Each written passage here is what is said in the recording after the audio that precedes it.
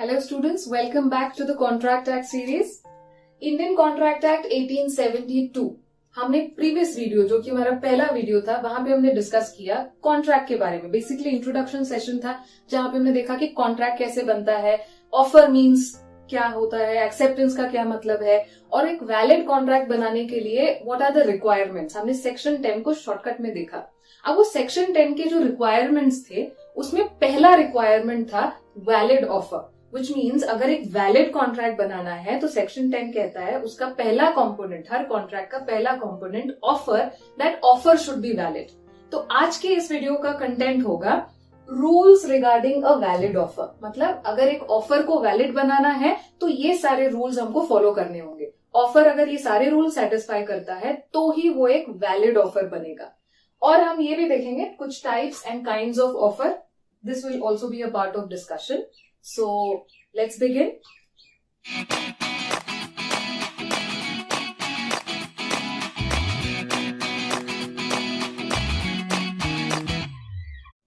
Yes. Before we begin the session, this particular lecture will be relevant for CA Inter students, CA Foundation students and BCom students. So जो भी contents है ये तीन category के students के लिए applicable होंगे. Let's start. As I said, पहले हम टाइप्स ऑफ ऑफर डिस्कस कर लेते हैं. छोटा सा रिविजन हमने देखा था प्रीवियस वीडियो में. Make sure you all watch that video first. In case अगर आपको कुछ टॉपिक्स यहाँ पर नए लग रहे हैं तो आपको लिंक डिस्क्रिप्शन बॉक्स में मिल जाएगी. एक बार रिपीट कर लेते हैं. ऑफर का मतलब हमने देखा था offer means to do something और एब्सटेन फ्रॉम डूइंग समथिंग. हमने एग्जाम्पल लिया था, suppose I want to sell my car. अगर मुझे मेरी कार बेचनी है तो मैंने बोला I want to sell my car for ₹50,000. When I say this, मैं कुछ करना चाहती हूँ. क्या करना चाहती हूँ? मैं मेरा कार सेल करना चाहती हूँ. तो ये ऑफर में मैं क्या करना चाहती हूँ? To do something. दूसरा हो सकता है abstain from doing something. So जब मैं लेट्स से मेरी कोई पार्टनरशिप फर्म है तो जब मैंने वो पार्टनरशिप फर्म ज्वाइन किया, पार्टनरशिप अग्रीमेंट में मैंने साइन किया है, आई हैव अग्रीड कि जो भी बिजनेस में मेरा पार्टनरशिप फर्म जिस बिजनेस में ऑपरेट कर रहा है मैं उस तरह का बिजनेस पर्सनल लेवल पर नहीं करूंगी. तो इसका मतलब मैंने यहाँ पर क्या चीज का ऑफर किया कि मैं कुछ चीज नहीं करूंगी, मैं अपने आप को कोई चीज करने से रोक रही हूं. So I am abstaining myself from doing something. तो offer can be to do something और abstain from doing something. So on the basis of this example हम कुछ रूल्स यहाँ पे डिस्कस करने वाले हैं. बिफोर दैट टाइप्स देख लेते हैं. ऑफर के टाइप्स क्या हो सकते हैं? ऑफर में भी एक्सप्रेस और इम्प्लाइड. अब इसका मतलब क्या है? देखो, when I say I want to sell my car for ₹50,000, मैं बोल रही हूं, मैं एक्सप्रेस कर रही हूं. तो जब हम ऑफर एक्सप्रेस करते हैं या तो वो ओरल हो सकता है या रिटन हो सकता है. जो लोग ये वीडियो देख रहे हैं उनको मैं ओरली बता रही हूं, I want to sell my car for ₹50,000. Anyone interested? लेकिन अगर सपोज मेरे क्लास में जो स्टूडेंट्स आते हैं उनके लिए मैंने नोटिस बोर्ड में एक नोटिस लगा दिया, I want to sell my car, some Maruti 800 so and so year का मेक है, ₹50,000 में बेचना है, ऐसा मैंने नोटिस बोर्ड पे नोटिस लगाया, तो वो रिटन होगा. सो ओरल हो या रिटन हो, क्या मैंने एक्सप्रेस किया अपने आप को? यस, बोला है, या तो कहा है या लिख के बताया है. Such offers are called as express offers, जहां पे ऑफरर जो ऑफर करता है, ऑफरर इज एक्सप्रेसिंग हिमसेल्फ. उसके साथ उसका ऑपोजिट होगा इम्प्लाइड ऑफर. इम्प्लाइड ऑफर मतलब यहाँ पे ऑफर इज अंडरस्टूड. अंडरस्टूड, अब इसका मतलब क्या है?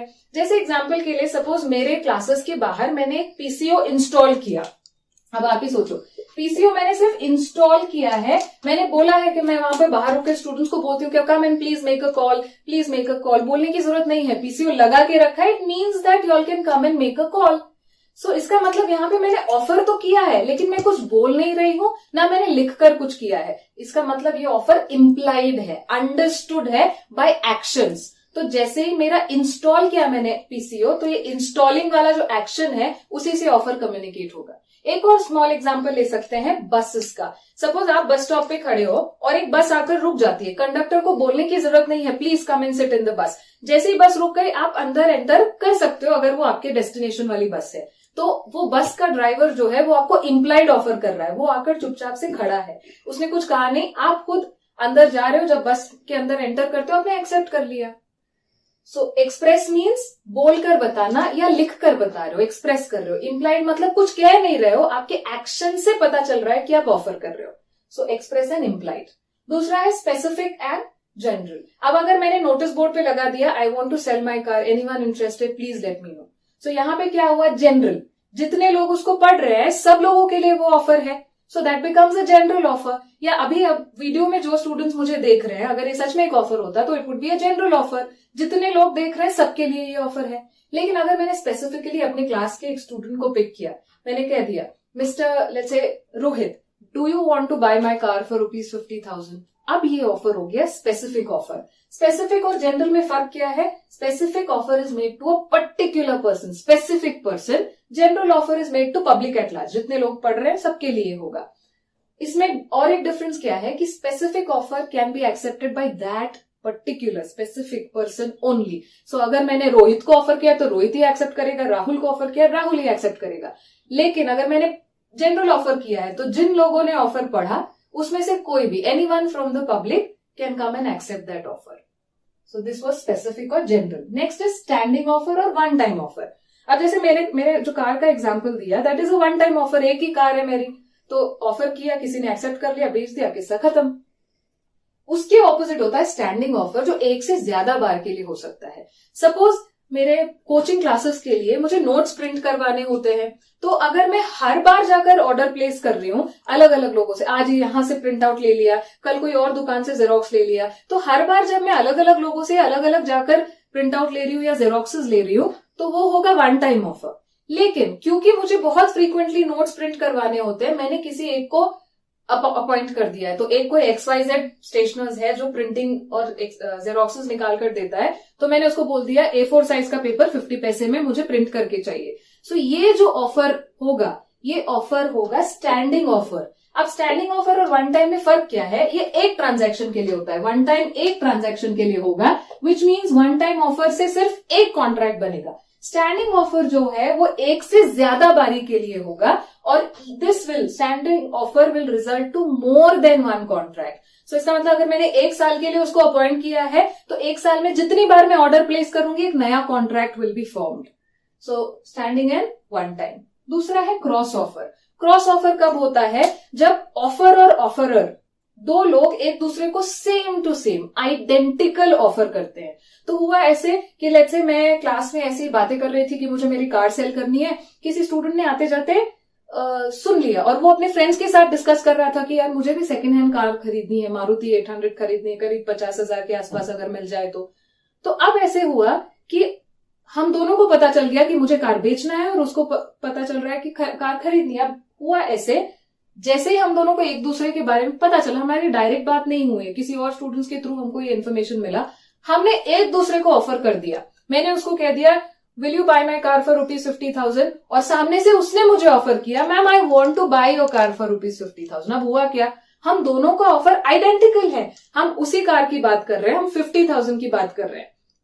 तो अब क्या हुआ, आपको तो प्रॉब्लम ही नहीं है ना, आपको बेचना है उसको खरीदना है, नहीं चलेगा।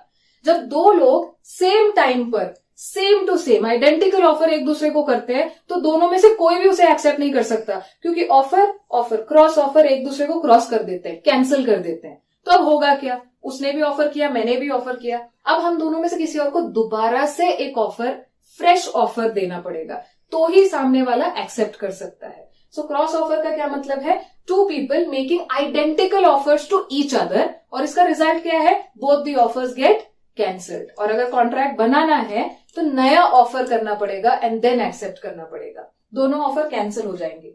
Next is counter offer. Counter offer कब होता है, जब एक ऑफर को एक्सेप्ट करने के बदले जो ऑफरी है, ऑफरी कौन है, जिसके लिए ऑफर है, तो ऑफर को एज इट इज एक्सेप्ट करने के बदले जब ऑफरी उसमें कुछ चेंजेस करता है, चेंजेस करके अगर एक्सेप्ट करता है तो वो काउंटर ऑफर बन जाएगा। अब होता ऐसा है, जैसे कि आज हम लोग वैलिड ऑफर डिस्कस कर रहे हैं, नेक्स्ट वीडियो में हम वैलिड एक्सेप्टेंस डिस्कस करेंगे, जिसका पहला कंडीशन होता है कि acceptance must be made as it is, conditional acceptance नहीं चलता। तो सपोज मैंने बोल दिया Rohit do you want to buy my car for ₹50,000, तो रोहित अगर एक्सेप्ट कर रहा है he should say yes ma'am I want to buy, लेकिन उसने कह दिया yes ma'am I will buy your car but for ₹40,000। तो अब क्या किया, उसने एक्सेप्टेंस दिया, लेकिन कैसा वाला, कंडीशनल एक्सेप्टेंस दिया। तो ऑफर को वैसे का वैसा एज इट इज अगर आप एक्सेप्ट करते हो तो ही वो एक्सेप्टेंस है, तो ही ऑफर प्लस एक्सेप्टेंस अग्रीमेंट बनेगा, फिर कॉन्ट्रैक्ट बनेगा। लेकिन अगर ऑफर को आपने कंडीशनल एक्सेप्टेंस दे दिया तो वो एक्चुअली एक्सेप्टेंस है ही नहीं, वो क्या बन जाता है, काउंटर ऑफर बन जाता है। तो मेरे एग्जाम्पल में जब रोहित ने बोला yes ma'am I will buy your car but for ₹40,000, तो क्या उसने मेरे ऑफर को एक्सेप्ट किया? नहीं, उसने इनफैक्ट एक नया ऑफर कर दिया, मुझे काउंटर ऑफर किया। और अब क्या हो गया, पहले मैं ऑफरर थी, रोहित वॉज ऑफरी, जैसे उसने मुझे काउंटर ऑफर किया मेरा ऑफर तो कैंसिल हो गया, अब वो ऑफरर है, मैं ऑफरी हूं, अब मुझे एक्सेप्ट करना है कि 40,000 में बेचना है या नहीं। ये है counter offer. Clear? So these were the types and kinds of offer. अब हम लोग चलते हैं हमारे ऑफर को वैलिड बनाने के लिए। सेक्शन 10 प्रीवियस वीडियो में हमने देखा है कि वैलिड कॉन्ट्रैक्ट बनाने के लिए सबसे पहला कंपोनेंट है वैलिड ऑफर। ऑफर क्या होता है ये देख लिया, कितने और टाइप्स होते हैं देख लिया, अब उस ऑफर को वैलिड बनाते हैं। Legal rules regarding an offer, valid offer. पहला वाला, एन ऑफर में भी एक्सप्रेस और इम्प्लाइड, ओरल और रिटन, ये हमने ऑलरेडी देख लिया। तो ऑफर ओरल भी हो सकता है, रिटन भी हो सकता है, एक्सप्रेस भी हो सकता है, इम्प्लाइड भी। सो बस आकर रुक गए, किसी ने कुछ नहीं कहा, प्लीज आकर बैठो, कोई नहीं कह रहा है, पीसीओ इंस्टॉल हो गया, कोई नहीं कह रहा है आके कॉल करो, लेट्स से वेइंग स्केल लगा दिया है, कोई नहीं कह रहा है कि आकर वजन करो, पर it is implied offer. Understood है एक्शन के थ्रू, दोनों चलता है, एक्सप्रेस भी चलता है, इम्प्लाइड भी चलता है। दूसरा, ऑफर में भी जनरल और स्पेसिफिक। सो हमारे एग्जाम्पल में mister Rohit will you buy my car, specific offer चलेगा, yes. Will anyone interested to buy my car, चलेगा, जनरल ऑफर चलेगा, स्पेसिफिक और general. Next, must be made to create legal relationship. So जैसा कि हमने last time example देखा था, जब भी कोई ऑफर करता है, ऑफर करने के पीछे ऑफरर का जो इंटेंशन है, it should be to create a legal relationship. तो जब मैंने कहा कि I want to sell my car for ₹50,000, यहाँ पे मैं एक लीगल रिलेशनशिप एस्टेब्लिश करना चाहती हूँ। मतलब अगर कोई हाँ कहता है, मुझे टोकन मनी दे देता है, तो हमारे बीच में कॉन्ट्रैक्ट बन चुका है। अब दोनों में से कोई भी अगर बैकआउट करता है तो वो ब्रीच ऑफ कॉन्ट्रैक्ट होगा और उसके अगेंस्ट केस भी फाइल हो सकता है, सूट फाइल हो सकता है। मतलब हमारा जो इंटेंशन है, it is to create some legal relationship. लेकिन again I am repeating the example, अगर मैं किसी को लंच या डिनर के लिए इन्वाइट करती हूँ मेरे स्टूडेंट्स को, और मैंने डिनर नहीं बनाया या मेरे स्टूडेंट्स नहीं आते हैं, तो यहां पे जो मैंने ऑफर दिया था लंच के लिए, that is not with an intention to create legal relationship. मैं खाना नहीं बना रही हूं या वो नहीं आ रहे, तो हम एक दूसरे पे केस फाइल नहीं कर सकते। Why? It was a social agreement, if you remember in the previous lecture. So जो भी ऑफर हम बना रहे हैं, ऑफर जो दे रहे हैं, it must be made with an intention to create legal relationship. ऐसा क्यों? क्योंकि अगर लीगल रिलेशनशिप बनाने के इंटेंशन से ऑफर नहीं किया तो वो कभी कॉन्ट्रैक्ट बनेगा ही नहीं, वो तो सोशल अग्रीमेंट बन के रह जाएगा। Next, must be communicated to the offeree. जिसके लिए ऑफर है उसको कम्युनिकेट करना जरूरी है। तो जो भी ऑफरी होगा उसको पता चलना चाहिए। अब कैसे पता चलना चाहिए, will depend from situation to situation. Orally बता दो, एक्शन के थ्रू पता चल सकता है। Next, terms must be certain and must be communicated before acceptance.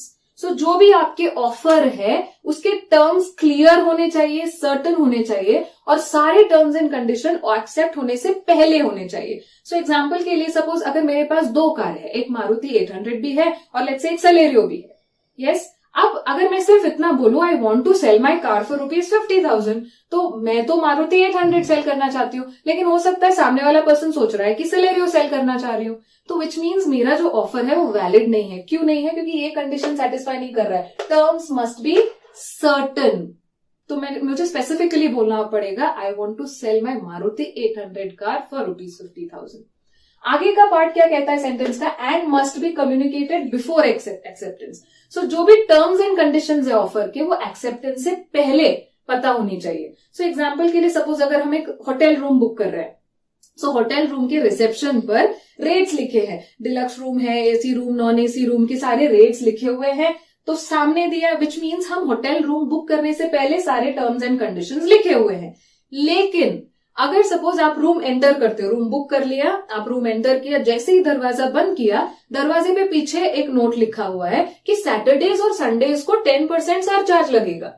अब ये बात रिसेप्शन पे तो नहीं लिखी थी और आप सैटरडे संडे को अगर चेक इन कर रहे हो, इसका मतलब आपने जैसे ही होटल रूम बुक किया, आपने एक्सेप्ट किया है ऑफर, लेकिन ऑफर के कुछ कंडीशंस आपको ऑफर एक्सेप्ट करने के बाद पता चले हैं। ऐसा भी तो हो सकता था कि अगर ये कंडीशन आपको पहले पता होती तो आप एक्सेप्ट ही नहीं करते, विच मीन्स ये जो कंडीशंस है वो आपको एप्लीकेबल नहीं होते। So all the conditions must be communicated before the offer is accepted. अगर ऑफर के एक्सेप्टेंस के बाद कोई कंडीशन आपके सामने आती है, वो कंडीशंस एप्लीकेबल नहीं होते हैं. So got this point? It must be communicated before acceptance, all the terms. Next, offer may be conditional. तो इसका मतलब क्या है? ऑफर कंडीशनल हो सकता है. हमने थोड़ी देर पहले देखा एक्सेप्टेंस कंडीशनल नहीं होगा. आई will buy your car but for ₹40,000 but after 6 months, ऐसे नहीं चलेगा. एक्सेप्टेंस अनकंडीशनल होना चाहिए, लेकिन ऑफर कंडीशनल हो सकता है. अब इसका एग्जांपल क्या है? जैसे कुछ कार्स है, जैसे रोल्स रॉयस कार्स है, अभी तो उनके टर्म्स कंडीशंस काफी चेंज हुए हैं. एक जमाना था जब वो पहले नेटवर्थ मांगते थे, मतलब जो बंदा कार परचेज कर रहा है उसकी नेटवर्थ पूछते थे. अगर उनका जो भी रिक्वायरमेंट है उतनी नेटवर्थ का बंदा होगा तो ही वो अपनी कार बेचते थे. मतलब आप ही सोचो, वो बेचना भी चाहते हैं लेकिन सबको नहीं बेचेंगे, उनके कंडीशंस है. ये कंडीशन जो सेटिस्फाई करेगा हम उन्हीं को अपनी कार बेचेंगे. किसी का क्रिमिनल बैकग्राउंड है या फिर किसी का नेटवर्थ कम है तो उनको हम हमारी कार नहीं बेचेंगे. तो क्या उनका ऑफर वैलिड था? यस. कैसे वैलिड था? क्योंकि यहाँ पे लिखा है, लॉ कहता है offer may be conditional. So offer में कंडीशन होना चलेगा, एक्सेप्टेंस में कंडीशन होना नहीं चलेगा, क्योंकि अगर कंडीशनल एक्सेप्टेंस दे दिया तो एक्सेप्टेंस नहीं होता. क्या होता है? Counter offer. अब इसके आगे का सेंटेंस पढ़ते हैं. ऑफर में भी कंडीशनल, ये तो पता चल गया. But should not contain a condition the non compliance of which amounts to acceptance. Offer में कंडीशन रहा चलेगा, लेकिन ऐसी कंडीशन नहीं होनी चाहिए जिसको हमने फॉलो नहीं किया तो एक्सेप्टेंस अज्यूम हो रहा है.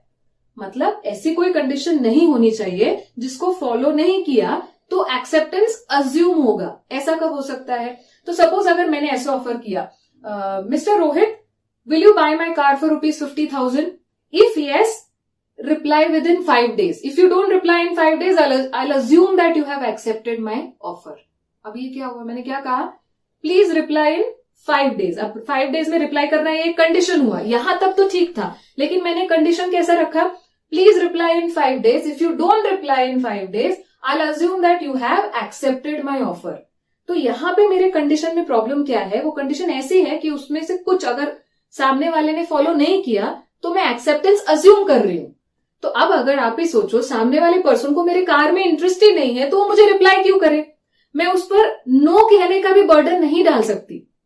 हाँ, क्या मैं यस कहने का बर्डन डाल सकती हूँ? Yes, the offer is valid only for 5 days. Rohit, will you buy my car for ₹50,000? The offer is valid only for 5 days. क्या ये चलेगा? यस, क्योंकि सिर्फ उसको इंटरेस्ट होगा तो उसको 5 दिन के अंदर मुझे रिप्लाई करना है, ये कंडीशन चलेगा. लेकिन अगर मैंने ऐसा किया, Rohit, will you buy my car for ₹50,000? If you don't reply in 5 days, I'll assume you have accepted my offer. तो यहाँ पे क्या है? अब बेचारा, ये भी हो सकता है ना कि मैम को मना कैसे करे, इसीलिए वो बेचारा चुप है और मैं तो जबरदस्ती चिपका रही हूँ कार. यस. सो इसका मतलब ये है कि कंडीशंस डालो ऑफर में चलेगा, लेकिन कंडीशन का नॉन कंप्लायंस होने की वजह से आप एक्सेप्टेंस अज्यूम नहीं कर सकते. तो वंस अगेन रीड करते हैं. ऑफर में भी conditional, but it should not contain a condition the non compliance of which amounts to acceptance. तो ऐसा कोई कंडीशन नहीं रख सकते कि वो कंडीशन फॉलो ना करे तो एक्सेप्टेंस हो जाए बाय डिफॉल्ट. यस. सो अगर कोई चुप रहता है, इसके ऊपर एक और पॉइंट हम डिस्कस कर सकते हैं कि साइलेंस का मतलब हाँ नहीं होता. सामने वाला पर्सन अगर चुप है तो हम ये नहीं कह सकते कि उसने हमारा ऑफर एक्सेप्ट किया है. खामोशी का मतलब हाँ नहीं होता है. फिल्मों में पता नहीं, बट कॉन्ट्रैक्ट एक्ट में खामोशी का मतलब हाँ नहीं होता. So this is done. Next, offer must be distinguished from invitation to offer. मतलब ऑफर और इन्विटेशन टू ऑफर ये दो अलग अलग चीजें हैं. अब ये इन्विटेशन टू ऑफर क्या है? इसके कुछ एग्जाम्पल्स है. न्यूज़पेपर एडवर्टीजमेंट्स हो गए, या फिर होटल में पड़े मेन्यू कार्ड्स, होटल के जो मेन्यू कार्ड्स है वो हो गए. या हम एग्जाम्पल ले सकते हैं, दुकानों में जो डिस्प्ले किए हुए गुड्स होते हैं ना, वो सब जो है ये ऑफर नहीं है, ये इन्विटेशन टू ऑफर है. अब ये समझने से पहले हम एक कैलकुलेशन पे जाएंगे जो हमने प्रीवियस वीडियो में देखा. Offer plus acceptance is equal to agreement. If you remember, offer को जैसे ही एक्सेप्टेंस मिलता है अग्रीमेंट बन जाता है. अगर ये अग्रीमेंट जो है लीगल अग्रीमेंट है, मतलब इसको अगर लॉ का एनफोर्सेबिलिटी मिल जाए, तो आगे जाके क्या बन जाएगा? कॉन्ट्रैक्ट बन जाएगा. एक बार अगर कॉन्ट्रैक्ट बन गया, अब अगर कोई पीछे मुकरता है, कोई पीछे हटता है, तो हम उसको ब्रीच ऑफ कॉन्ट्रैक्ट बोलेंगे. और अगर ब्रीच ऑफ कॉन्ट्रैक्ट हुआ तो केस हो जाएगा. इसका मतलब क्या है, ये केमिकल रिएक्शन जैसा है। ऑफर आ गया, एक्सेप्टेंस, बूम, ये सब एक साथ हो जाएगा। ऑफर एक्सेप्टेंस से अग्रीमेंट बन जाएगा, एनफोर्सेबिलिटी है तो कॉन्ट्रैक्ट बन जाएगा, अब कोई पीछे हटता है तो ब्रीच हो जाएगा। सो ये सब इंस्टेंटली होने वाला है। इसीलिए इसी स्टेज पे हमको देखना है कि सच में ये ऑफर है या इन्विटेशन टू ऑफर है। अब जैसा कि हमने एग्जांपल में देखा, न्यूज़पेपर एडवर्टाइजमेंट हो गया, मेनू कार्ड्स हो गया, डिस्प्लेड गुड्स हो गए। अब ये क्या सीन है, एग्जांपल लेते हैं मेनू कार्ड का। तो अगर मेनू कार्ड आपके सामने है, कई बार ऐसा होता है हम बोलते हैं कि हमको ये पर्टिकुलर आइटम चाहिए, तो वेटर कहता है सॉरी मैम, सॉरी सर, ये आइटम आज अवेलेबल नहीं है। तो जैसे ही वो कहते हैं आप खड़े में, हम तुम पे केस कर देंगे। जैसे ही आपने मेनू कार्ड रखा, अगर मेनू कार्ड ऑफर है तो जैसे ही मैंने ऑर्डर प्लेस किया तो वो एक्सेप्टेंस हो जाएगा। तो ऑफर प्लस एक्सेप्टेंस, एनफोर्सेबिलिटी तो है। होटल में जब हम खाना खाने जाते हैं तो ये एक लीगल सिनारियो है, होटल पर केस बन सकता है, तो कॉन्ट्रैक्ट है। तो अगर मेनू कार्ड ऑफर है, हम जैसे ही ऑर्डर करते हैं वो एक्सेप्टेंस हो जाएगा, फिर तो कॉन्ट्रैक्ट बन गया। इसका मतलब होटल वालों को मेनू कार्ड बनाने से डर लगेगा, कोई भी आइटम डाल दे और गलती से अवेलेबल नहीं है तो हर बंदा केस करने लगेगा। इसीलिए ये नया सिनारियो लाया, इन्विटेशन टू ऑफर। अब ये इन्विटेशन टू ऑफर है, इसका मतलब क्या है, अब सिनारियो देखते हैं। तो मेनू कार्ड जब आपके सामने आता है वो एक्चुअली इन्विटेशन टू ऑफर है। जब आप खाना ऑर्डर करते हो, तब आपने ऑफर किया है, होटल ने आपको इनवाइट किया, प्लीज ऑफर कीजिए। क्या ऑफर कीजिए, आप ऑर्डर कीजिए। तो जब आप ऑर्डर करते हो आप ऑफर कर रहे हो, और जब सामने वाला वेटर बोलता है yes ma'am please wait, 15 minute में खाना आ रहा है, तो जब उसने यस बोला, आपका ऑर्डर उसने एक्सेप्ट किया, तब एक्चुअली उसने आपका ऑफर एक्सेप्ट किया, तब कॉन्ट्रैक्ट बनता है। हाँ, एक बार ऑर्डर लेने के बाद अगर खाना कुछ खराब निकलता है या कुछ भी प्रॉब्लम है, क्या उसके बाद ये सब तामझाम हो सकते हैं? यस। तो कुछ चीजों को स्पेसिफिकली हमने ऑफर नहीं बना के रखा है, हमने उसको इन्विटेशन टू ऑफर में रखा है। क्यों? क्योंकि इस तरह की प्रॉब्लम हो सकती है। दूसरा हो गया, लेट्स से एडवर्टाइजमेंट्स में क्या प्रॉब्लम है, जैसे फेयर एंड लवली लगा के बहुत गोरे हो रहे हैं कुछ लोग, या लेट्स से डिओ लगाकर कुछ गर्लफ्रेंड्स मिल रही है लोगों को, पर प्रैक्टिकली ये सच में होता है क्या? नहीं होता। तो इसीलिए तो वो इन्विटेशन टू ऑफर है। अगर ऐसा नहीं होता ना, तो ऑफर, सामने वाला एडवर्टाइजमेंट ऑफर है, खरीद लिया फेयर एंड लवली, मैं तो गोरी हो ही नहीं रही हूं, मैंने कंपनी पे केस कर दिया, ऐसा तो सबको ही केस करता जाता। लेकिन प्रॉब्लम यहाँ पे है, actually advertisement invitation to offer होता है। फिर वो एडवर्टाइजमेंट देखकर मैं ऑर्डर देती हूँ, मतलब मैं खरीदती हूँ। जब मैं कुछ खरीदती हूँ तो मैंने ऑफर किया है, और कंपनी ने मुझे जब बेचा वो पर्टिकुलर प्रोडक्ट, तो कंपनी ने एक्सेप्ट किया, और इसके आगे कॉन्ट्रैक्ट बन रहा है। क्लियर? सो इसका मतलब इन्विटेशन टू ऑफर में डिफरेंस है। पर इवन डिस्प्ले वाले, गुड्स का डिस्प्ले वाला देखते हैं, शॉप में अगर कोई लेट्स से शर्ट लगी है जिसपे 500 रुपीज लिखा हुआ है, मैं जाती हूँ, मैंने बोलती हूँ मुझे ये शर्ट पसंद आया, प्लीज गिव मी। दुकानदार बोलता है सॉरी मैडम, ये ऑलरेडी बिक गया है। क्या मैं डायरेक्टली केस कर सकती हूँ? नहीं कर सकती। क्यों? क्योंकि मैंने ऑफर किया। तो जब वो सामने वाला पर्सन कहता है sorry ma'am we can't sell, उसने मेरा ऑफर रिजेक्ट कर दिया, उसने एक्सेप्ट ही नहीं किया, मतलब अग्रीमेंट भी नहीं, कॉन्ट्रैक्ट भी नहीं। सो ये कहीं ना कहीं प्रोटेक्ट करने के लिए, इनोसेंट पार्टीज को प्रोटेक्ट करने के लिए कंसेप्ट लाया गया इन्विटेशन टू ऑफर। इसमें एक एक्सेप्शन है, सारे एडवर्टाइजमेंट्स इन्विटेशन नहीं होते। अगर एडवर्टाइजमेंट में रिवॉर्ड देने की बात कही गई है तो हम उसको इन्विटेशन टू ऑफर नहीं, ऑफर मानेंगे। सो एग्जाम्पल के तौर पर किसी का पपी खो गया और एड आया है कि whoever finds this puppy will award that person 50,000 rupees। अभी ये भी एड है, तो इसको हम इन्विटेशन टू ऑफर नहीं बोलेंगे, क्योंकि इसमें रिवॉर्ड है, 50,000 रुपए मिलने वाले हैं ना, तो इसको हम ऑफर ही कहेंगे। तो हम न्यूज़पेपर में ऑफर आया है, हमने उसको एक्सेप्ट किया और हम निकल गए पपी ढूंढने के लिए। पपी जब मिल जाता है तो उनको पैसे देने ही पड़ेंगे। अब अगर इसको इन्विटेशन ट्रीट किया होता ना, तो बंदे मुकर जाते पैसे देने से। अगर सपोज वो पपी वाला एड अगर इन्विटेशन टू ऑफर होता, मैं अगर पपी लेकर जा रही हूँ ओनर के पास, ओनर कह रहा है ठीक है ले तो लिया, पपी पैसे नहीं दे रहा है, तो बोला नहीं, कोई अग्रीमेंट तो बना ही नहीं, कॉन्ट्रैक्ट तो बना ही नहीं, आपने तो ऑफर किया है सिर्फ। यस, ये प्रॉब्लम हो जाती। इसीलिए एक एक्सेप्शन रखा है एडवर्टाइजमेंट्स में। वैसे तो सारे एडवर्टाइजमेंट्स इन्विटेशन टू ऑफर होते हैं, लेकिन अगर एडवर्टाइजमेंट में कोई रिवॉर्ड अनाउंस किया है तो हम उसको ऑफर की तरह ट्रीट करेंगे। सो उन्होंने ऑफर किया, जैसे ही वो एड में जो कुछ भी बोला गया है हम उसको करते हैं, पपी ढूंढ कर लाते हैं, या फिर प्योरेट चैलेंज आपने सुना होगा, इससे गंदा पानी ढूंढ कर लाओ जो हमारा प्योरेट प्योरीफाई नहीं कर पाता, तो हमने ढूंढ लाया कोई पानी वैसा। इस तरह की चीजें अगर हम परफॉर्म करते हैं तो वो एक्सेप्टेंस होगा, अग्रीमेंट भी बनेगा, कॉन्ट्रैक्ट भी बन जाएगा। सो लास्ट पॉइंट क्या था? Offer must be distinguished, separated from invitation to offer. तो इन्विटेशन टू ऑफर क्या होता है हमने देख लिया, वो ऑफर से अलग कैसे होता है ये भी देख लिया। ये सारे रूल्स अगर हम फॉलो करते हैं तो सेक्शन 10 वैलिड कॉन्ट्रैक्ट का पहला कंडीशन सेटिस्फाई हो रहा है। क्या? Valid offer. ऐसे बहुत सारे कंडीशंस हैं, हर वीडियो में हम एक एक कंडीशन कवर करने वाले हैं। आज का वीडियो यहीं तक था. So stay tune so that आने वाले वीडियोस भी आपको नोटिफिकेशंस मिलते रहे. Till then, thank you and happy learning.